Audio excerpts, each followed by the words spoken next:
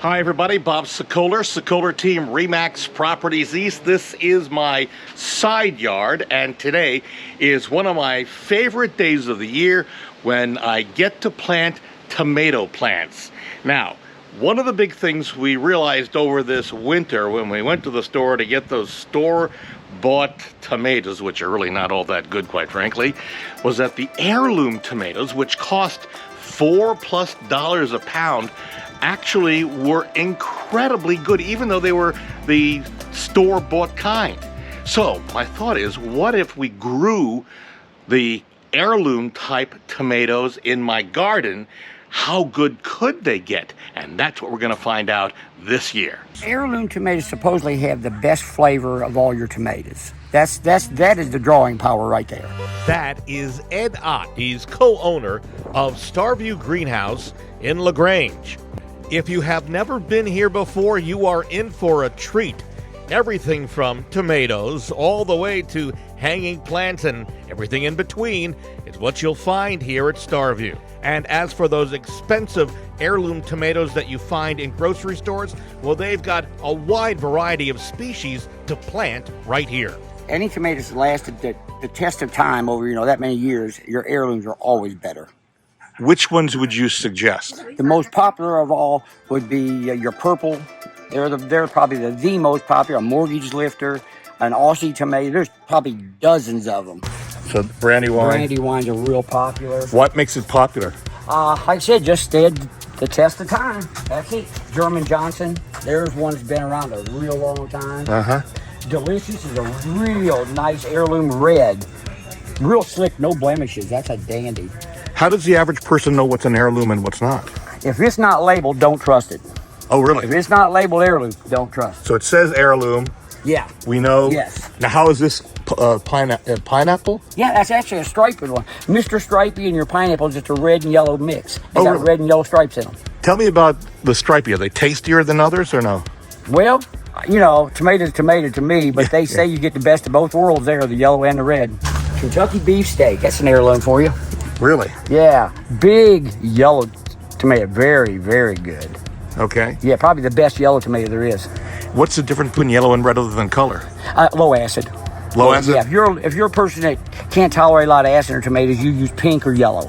Is there a trick to growing these types of tomatoes versus normal? No, sir. If you can grow a regular tomato, you can grow these tomatoes. Same thing. Do they grow quicker? Nope, same thing. We Same treat them thing. all the same. Do we need to fertilize them more? Yep. Same.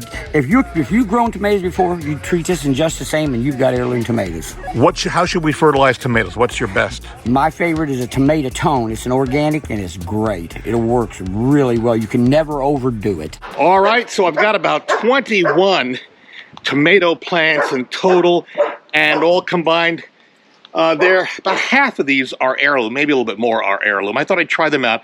Just about the same price as the more progressive kind, but let's see what the taste is. Let's see if it is as good. And thanks to the camera that's mounted, I hope you can see it, up there above my garage, we're going to speed up my process, and I'll walk you through what I do to get my gardens ready for tomatoes. We start with tilling the beds. A couple of years ago, I bought this electric tiller. It works great for smaller gardens. Next is laying out the weed blocker. I bought this gray one. I'm not very happy with gray weed blocker. There's a red or a dark black, but I've used this one because that's the one I had. Next, I put my tomato cages in, spaced approximately where I want them, and then it comes time to digging the plants in. I use a spade, and I have a battery-operated drill with a large bit on the end of it to help dig the holes. And that's about it. About 3.5 hours later, they're all in. All that's really left now is for me to water the tomato plants in, and I'll use kind of a starter fertilizer, Peters, with just a mild solution, and then I'll put it on an irrigation that will water it several times a day. The bottom line is it will take about 2.5 months or so, or 2 months, depending upon the weather, before I see any tomatoes harvested from this, but it is going to be well worth it.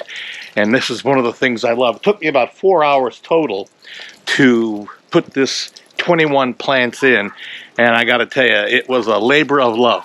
Am I tired? Oh yeah, you better believe it. If you want to get in contact with me to help you with your tomato plants or to talk about listing and selling your home, free, no obligation, give me a call. I'll be more than happy to come out and talk with you for as long as you want. You can see I'm just working down each one of these plants, watering them in. You can reach me at 376-5483. That's 376-5483. In my tomato garden, I'm Bob Sokoler, Sokoler Team, RE/MAX Properties East.